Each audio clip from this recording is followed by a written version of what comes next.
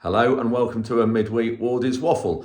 Got a few things going on this week that I thought I'd get you a midweek update out, something for you to watch on a Wednesday or Thursday evening. Anyway, just before I go into that, the thing that is still hitting headlines really heavily are the empty shelves in the supermarket. And on Sunday afternoon, I was in Lincoln and I popped into Morrison's just to have a look. And everywhere you go around these supermarkets now, they're just promoting low prices, prices frozen. I put a little compilation together to put on Twitter, and this is that little compilation. I'm in our local Morrison's in Lincoln, and this is exactly what I've been saying these last few days. They're promoting here prices locked low.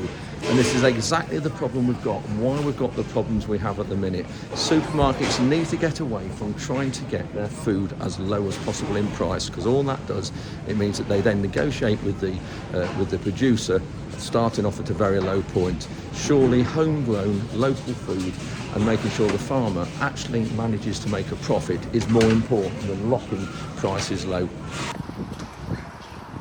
And this is just another example. This is the next crop that is going to be suffering, potatoes, because of this. Price is locked low. Potatoes will be the next crop that will be running short. So you can just see they are really pushing all the time at low prices. That's all they care about. They don't care about supply. They don't care about empty shelves. And you can just see from that clip, potatoes is the next thing I think that's going to be going. I know there's quite a lot of farmers who are reducing the area of potatoes they're growing because the prices they've been paid haven't gone up in the last 10 years. And obviously costs have risen hugely. And another crop that's going to be short are apples, because I know that there are some orchards being grubbed up at the minute, again, because there aren't any profits being made in apples because supermarkets are screwing the producers down. Huge problems that really the government need to get to grips with this supermarket job. Anyway, that's it regarding the supermarkets at the minute. What have we got for you in this update? You'll be pleased to see it's the very last ditching update, because Barry has now finished and just gone a couple of days ago. We've got the ditching done for this year. We've got some more to do towards the end of the year that you'll see, and I'll touch on in this video in a few minutes. But Barry's done a great job. He's now gone. Before he left, we've just found an area. It was Tom's suggestion at the side of one of our sheds that we can actually store some planings and stone and things on, rather than use our beet pads. So before Barry left, we've just been moving a few trees, young trees we planted a few years ago, and levelling an area off, so you'll see that. I also went into school, me back into school, and this week is the Lincolnshire Agricultural Society initiative of tractors into schools. And we also, besides taking tractors into schools, we talk about where their food comes from, and you'll see how I do that and what I do there. And it's great interaction with the children regarding that. And I've got 3 schools in Lincoln that I work with. So anyway, without any more from me now, let's get into this week's update. And if you make it to the end, we'll see you then. And thank you for watching.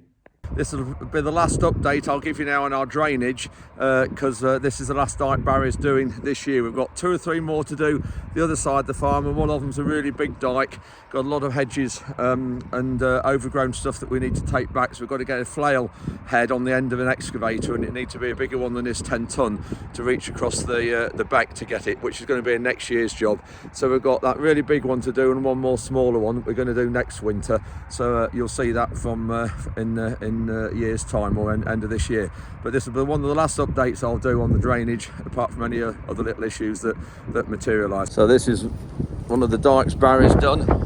We've had to pull out some bushes and self-set trees through here. We planted these corners up on this this edge of the river, which is just through there. But like another field we did 2 or 3 weeks ago, we had to pull a few bushes and small self-set trees up to get through to where the river is. So we've done that, done a good job there. Can't quite see it, but there's the River Brant just through there. Obviously we haven't had a lot of rain the last few weeks, so that's why it's looking quite dry.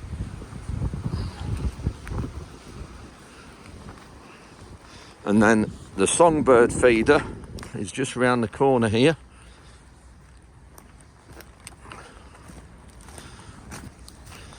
There we are, I can see the feed in there.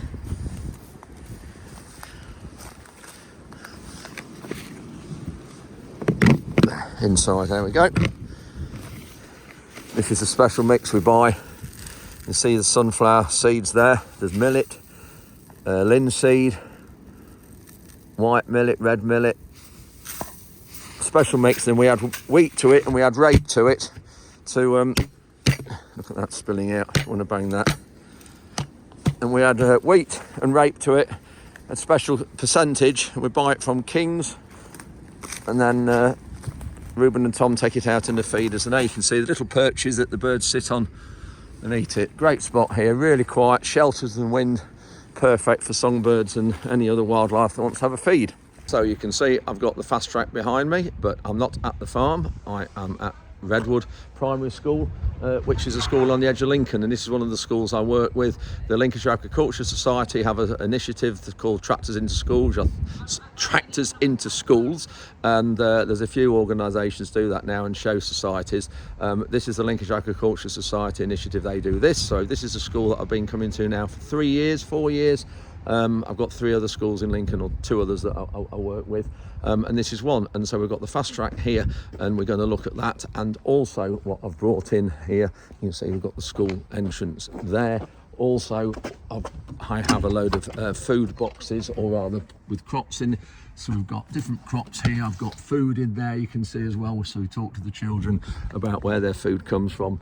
And we've got wheat and beans, oilseed rape, oats in here, and ask them to see if they can guess which one of these makes which foods that they eat on a daily basis. So we'll get unpacked here, get in the school hall, and then talk to the children. So I've got inside now one of the classrooms. We've got all the boxes of crops on the tables here. We've got the children in the background. So we're going to have a word with the children and show them where their food comes from. Now, what food would be made from beans? You would add them in, yes? Yeah. Curry you can do, and chilli as well. Yeah. Now remember, rape here, oilseed rape. What did we say this goes to make? Yeah? Oil. It does go to make oil, and there's one other food that it will be in. Yeah? Bread. Well done. We have grape oil goes into bread. The crop here is which with this one? Yeah? No, not nearly, not quite. This one's barley. And this is the children just feeling what they look like. I've explained to them what they're like, and this is now them just seeing how different they all feel. So I've done now, the children have split into half. Half's gone to look at the tractor, and the other half are looking at the food here. Can you remember what we said this was? No. Come on. Rape. Yes, rape oil. Well done, rapeseed. Well done, that's good. What else have we got here? Wheat? Do you like jammy Dodgers? Yeah. Got the children now looking at the fast track. I've brought this tractor because it's a bit smaller and easy to get in and out. So, have you enjoyed getting in the tractor? Yeah.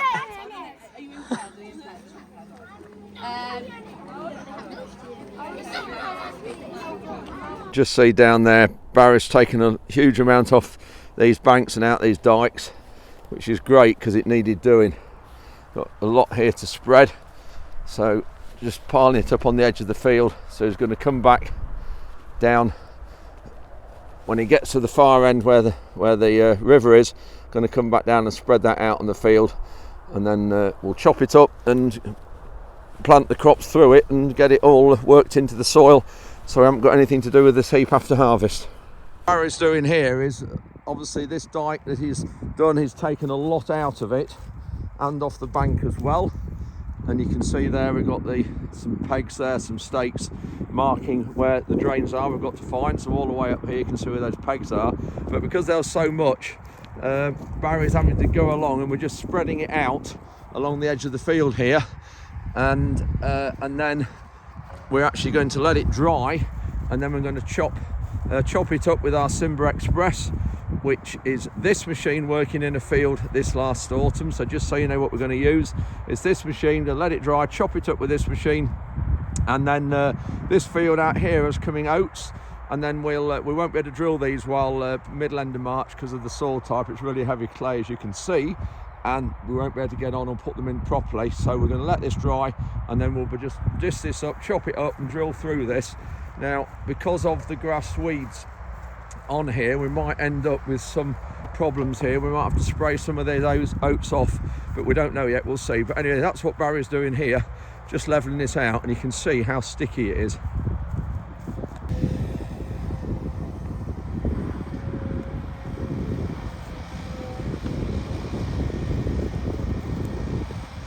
Yeah, that's the type of soil we're having to deal with here all the time. But it's not a problem, we get decent crops with it. It's just, when you look at this, the colours down here, the blue clay and things, but we just have to deal with it in a certain way, and we don't work the land anywhere near the same as you know that we do our light heathland, and of course it grows different crops, and down here it grows better crops than the heath. But yeah, just looking at that there, what it's like. Nala, come here. Don't want you getting all muddied up. Nala, here. So this dike down here is amazing how deep it's gone. It started off about 1 metre at the other end, and then this is now getting towards the river. Barry's uncovered a 6-inch main there, which is running, as you can see, and the angle of that comes right across up to there. So that field has lots of laterals draining into this 6-inch that comes out there. But then looking here, this dike bank has started to slip in a little bit just here. So Barry's just put a bit of soil in here, but you've got to be careful because it will all slip back in again if you put too much. And then this is great here, into the river this end. And then this river is flowing this way, round here, all the way there, and it's called the River Brant, and that is Brant Bruton Church. And then this river goes into the Witham, just this side of Lincoln, which is about 10 miles up that way. And that is the A17 that you know we farm on the side of, and that's the yard just through there. So yeah, great job here with this dike. This particular one's done a cracking job. A lot of soil is taken out here. One other job we're just getting Barry to do before he goes away with the digger, because he's finished the diking for this year. We never have an area where we can tip any stone or rubble or planings. So this area of waste ground at the side of the shed here, it was all full of briars up until about an hour ago. So we're just clearing all the briars out, Barry is. There's a few dead trees and dead stuff here, you can see. We did plant it up with trees when we built this shed 10 years ago. Some of the trees didn't survive, so they're a bit gappy. So what he's done, you can see here there's a hole, he's moved them and created a little belt across the back there like that. Hopefully they haven't, because they haven't started to grow yet, hopefully they'll survive. So we've replanted them there, and then we're going to this concrete we've tipped here that's come out the foundations of the old house. We're going to dig this area up and put some of the big tarmac planings you just see we've come out the grader along here, and then have this area as a bit of ground where we can store stone and tarmac planings and brick rubble and things like that. It'll just make a nice area. Everything else we've got concreted, so it'll just be good, and hope those trees survive there. Done a good job moving them, hopefully, as long as we've got enough roots dug out. There's a few snapped off there, so I just hope that they survive. We're just moving some of these large planings round to the other side of the yard where we're creating this area to store stone and stuff. We'll just go and have a quick look. Tom's on this loading shovel, belongs to Fine Turf.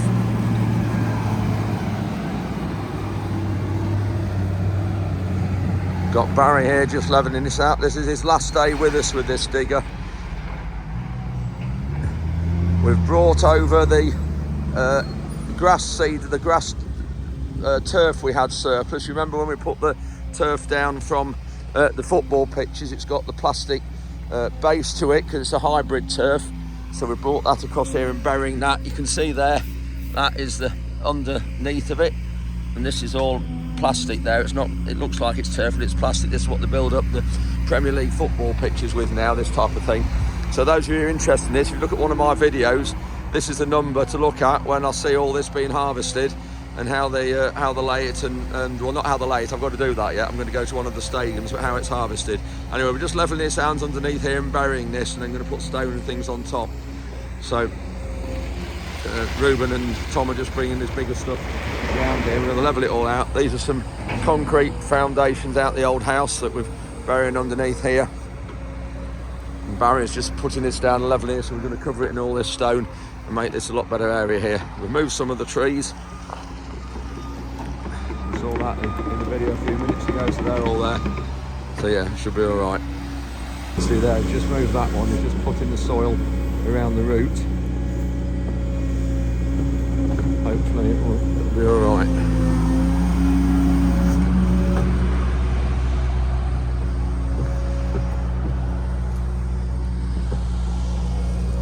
Yeah, like a nice area up this way, if we can get it stoned up. Tom's just sweeping the yard now. We've got all the planings moved around the corner. Good to have the yard back to as it was. Looks a lot better.